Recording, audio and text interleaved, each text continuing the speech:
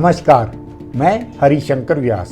हाल में India conclave में भारत का सत्ता चरित्र प्रकट हुआ। लुटियन दिल्ली के एलिट व प्रभु वर्ग की भीड़ में एक मालिक तथा प्रधानमंत्री ने अपने जुमलों से यह एहसास कराया कि भारत क्या है। पत्रकारिता मानो दुकान और भारत का प्रधानमंत्री वह दुकानदार जिससे उनकी मर्जी जो मूड में आए तो किसी की भी दुकान चलवा दे। मैं बतौर पत्रकार लुटियन दिल्ली की भारत सत्ता का 45 वर्षों से अनुभव ले रहा हूँ, इसलिए भारत में सत्ता का दुकान रूपक ठीक ही है।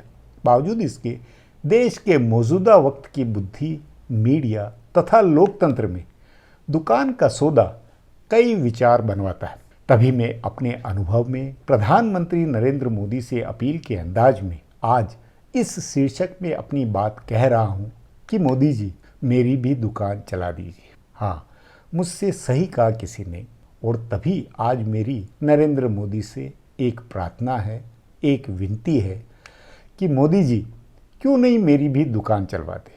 आपने अरुणपुरी की दुकान चलाई, लुटियन दिल्ली की दुकानों मसलन India today, Hindustan times, times group से लेकर कथित राष्ट्रीय चैनलों पर कृपा बरसा रखी है। मतलब जिस मीडिया ने लगभग 21 साल या कि गोधरा कांड से एक अलग नैरेटिव बनाया, मास्टर डिवाइडर, मौत के सौदागर, फर्जी मुठभेड़ों के दुर्दांत अपराधी के जुमले बनाए, जिनके एंकर चेहरों पर बिलबिलाते हुए मोदी जी आप सचमुच में कभी दिल्ली को कोसते थे, वही आज आपके आशीर्वाद से दुकान चला रहे।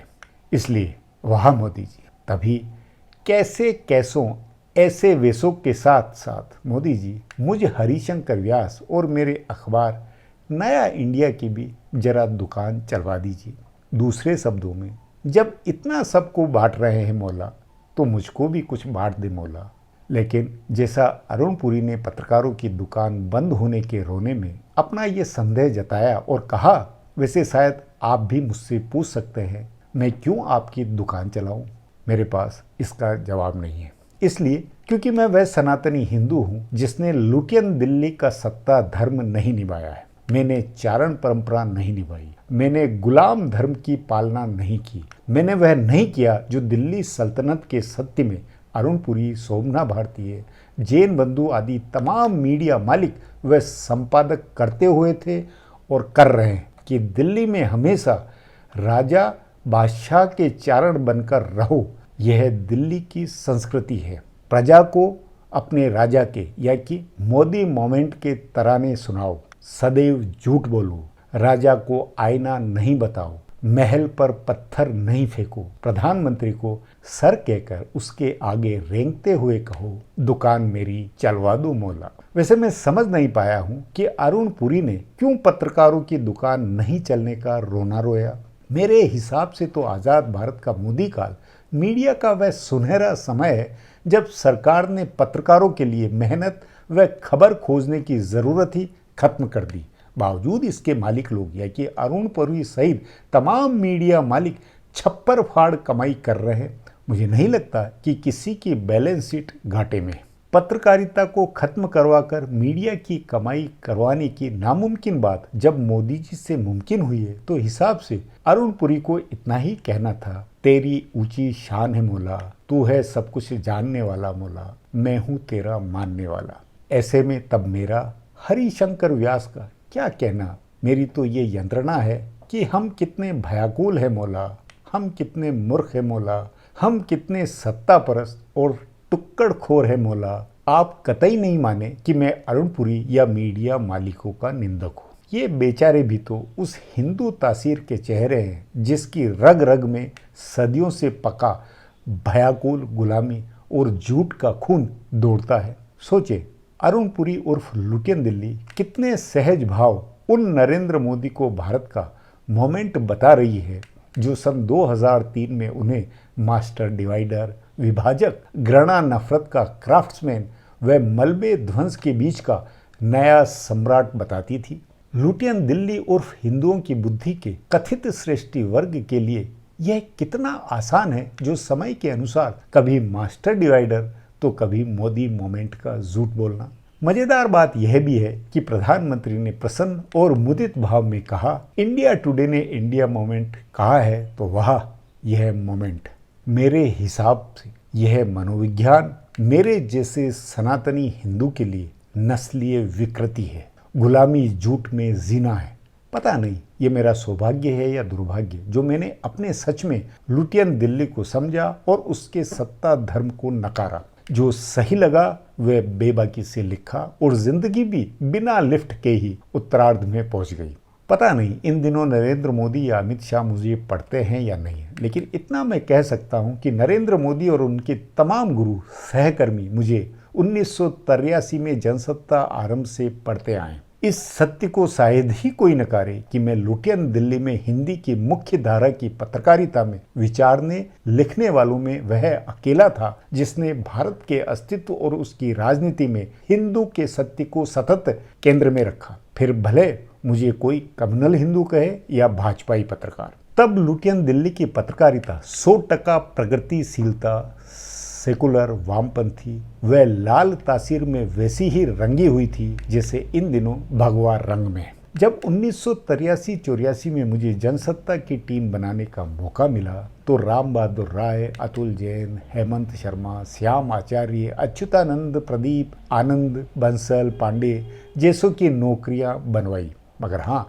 एक सनातनी के नाते हमेशा हिंदू बनाम मुस्लिम, प्रगतिशील बनाम पुरातनपंथी, विद्यार्थी परिषद बनाम वामपंथी का भेद सोचे बिना काबिलियत की कसौटी पर। जबकि वह वक्त था जब किसी भी तरह का हिंदूवादी संघ, एबीवीपी, भाजपा या आर्य समाजी या गायत्री परिवारी मीडिया नौकरी के लिए अछूत व अनुपयुक्त था, उसे कहीं नौकरी नहीं मिलती थी। जो हो, मेरे कारण और खासकर मेरे समाचार प्रमुख होने के कारण जनसत्ता वह अखबार था जिसमें वाजपेयी, अडवाणी, गोविंदाचार्य, नरेंद्र मोदी, खुराना, जेटली, गोयल, मित्तल आदि की खबरें, विज्ञप्तियां दिल्ली के लोकल पेज से लेकर गपशप, चुनावी रिपोर्टिंग में जगह पाती थी। इसमें 11 अशोका रोड के तमाम बासिंदे मसलन कुशाभाऊ ठाकरे, अडवाणी, वाजपेयी, गोविंदाचार्य, नरेंद्र मोदी आदि की भीड़ 2 सांसदों की हैसियत के बावजूद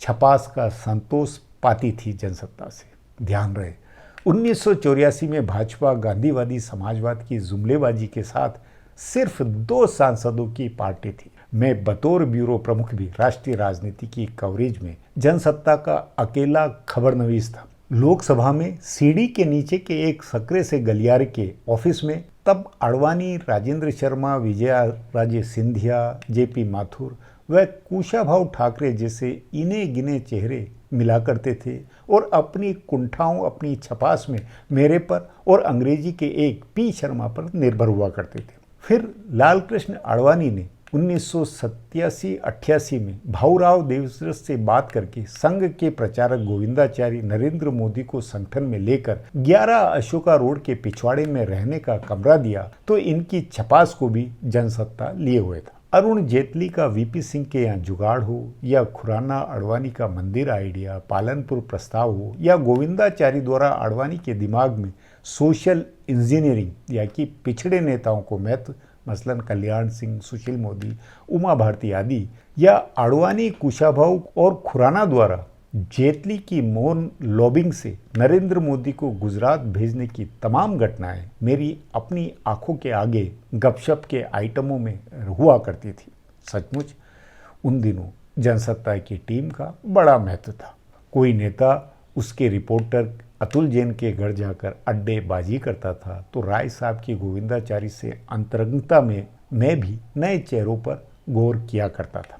विषय बदल रहा है, मैं भटक रहा हूँ। मोटा मोटी सच्चाई ये कि जनसत्ता और उसके बाद पंजाब केसरी, पायनियर आदि अखबारों के अपने सिंडिकेटेड गपशप कॉलम में, अपने खुद के प्रकाशन में भी मेरा ये सोचना लिखना बेबाक था कि अयोध्या में मस्जिद ध्वंस, गोधरा कांड, गुजरात दंगों आदि मामलों में अर्जुन सिंह, अहमद पटेल की कांग्रेस की कमान गलत दिशा में। कोई माने या न माने, मेरा लगातार मानना रहा है कि इस्लाम से अनुभव में देश और दुनिया बदल रही है। खासकर 9/11 के बाद मुझे इस्लाम से बदलती राजनीति दो टूक दिखलाई दे रही थी। तभी मैंने लगातार लिखा कि लालू यादव हो या अहमद पटेल या वामपंथी सेकुलर, सभी गलती कर रहे हैं जो वे गोधरा तथा गुजरात दंगों सभी के पीछे मोदी की साजिश का हल्ला बना रहे हैं। इससे वे उल्टे हीरो बनते हुए हैं। वे परिस्थितियों का चतुराई से फायदा ले रहे हैं।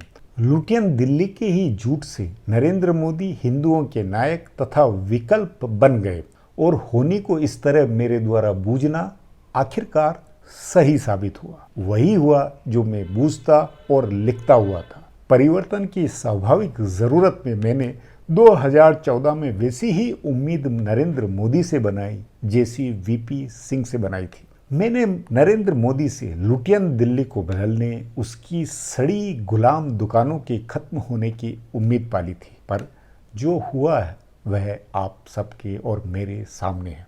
मुझे बहुत जल्दी ही कुछ न हो सकने का खटका बना।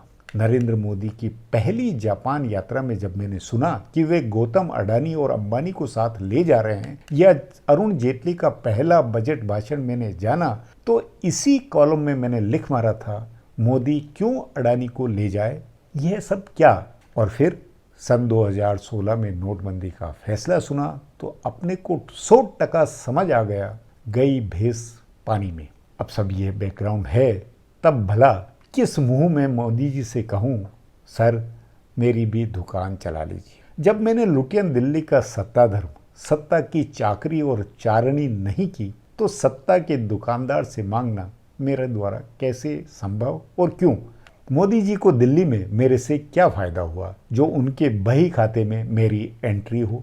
दिल्ली की सत्ता दुकान में गुलामों के धंधे के बही खाते में बारीकी से एक एक हिसाब लिखा रहता है कि किससे लाभ, किससे नुकसान और कौन फिजूली। उस अनुसार ही आज़ाद भारत में राजपथ की परेड हो, एट होम पार्टी हो या जन्म मृत्यु के संदेश देने न देने का राजकीय व्यवहार पुराना है और अभी भी है। मुझे वैदिक जी की अंत्येष्टि में लुटियन दिल्ली के एक संभ्रांत ने कहा मोदी जी का शोक संदेश नहीं था। भला मैं क्या जवाब देता, उन्हें कैसे बताता या समझाता कि मोदी जी ने बही खाता देखा होगा और हिसाब लगाया होगा। सत्ता का व्यापारी बही खाता यूज और थ्रो से लेकर दुकानदारी के नित्य नए टारगेट बनाए होता है। मार्केटिंग, ब्रांडिंग और सेल्समैन के नए नए गुरुमंत्र बनते हैं और छोड़े जाते हैं। कभी अमृतकाल से तो कभी इंडिया मोमेंट के मंत्र से मार्केटिंग, लगातार नए नए फार्मूले। बहरहाल मैं अपनी बात कहाँ खत्म करूँ, पर मैं मांगूंगा मोदी जी मेरी अर्जी ज़रूर माने। मान ले मौला मेरी अर्जी, मुझको भी दे दो सेंट्रल हॉल मौला। हाँ, कभी मैं ईटीवी पर सेंट्रल हॉल प्रोग्राम करता था। उसका कंसेप्ट मैंने पत्रकारिता से रिटायर होने के बाद टाइम पास में संसद भवन के सेंट्रल हॉल में फुर्सत के विचार सुख की अनुभूति में बनाया था। लुटियन दिल्ली के हम रिटायर वरिष्ठ पत्रकारों की गपशप का सेंट्रल हॉल कभी ठिकाना था। मैं लंच के बाद अक्सर सेंट्रल हॉल चला जाया करता था। वहाँ सांसदों, पत्रकारों के साथ गपशप और दीवारों पर लगे भारत नियंताओं के फोटो देखकर भारत और हिंदुओं को समझा बूझा करता था। मगर मोदी जी को लगा यह तो पत्रकारों की दुकान, तो मोदी जी ने पत्रकारों के लिए सेंट्रल हॉल बंद करा दिया। इन दिनों कहीं भी हम हिंदी के सीनियर पत्रकार मिलते हैं तो याद हो आता है सेंट्रल हॉल का अपना पुराना ठिकाना। इसलिए मोदी जी, प्रार्थना है, विनती है, हम पत्रकारों के लिए सेंट्रल हॉल खुलवा दीजिए। अपने बिड़ला जी से कहकर इतना तो करवा दीजिए। इतने भर से ही हम पत्रकारों की दुकान चल जाएगी। और हाँ, मेरी यह गारंटी है कि सेंट्रल हॉल में लगी गांधी, नेहरू, लोहिया व श्यामा प्रसाद मुखर्जी और वीर सावरकर आदि की तस्वीरों से मैं आपके मोमेंट की कतई तुलना नहीं करूँगा। मोदी जी से मेरी अब प्रार्थना यहीं समाप्त। उम्मीद है आपको भी सही लगी होगी। बहुत बहुत धन्यवाद।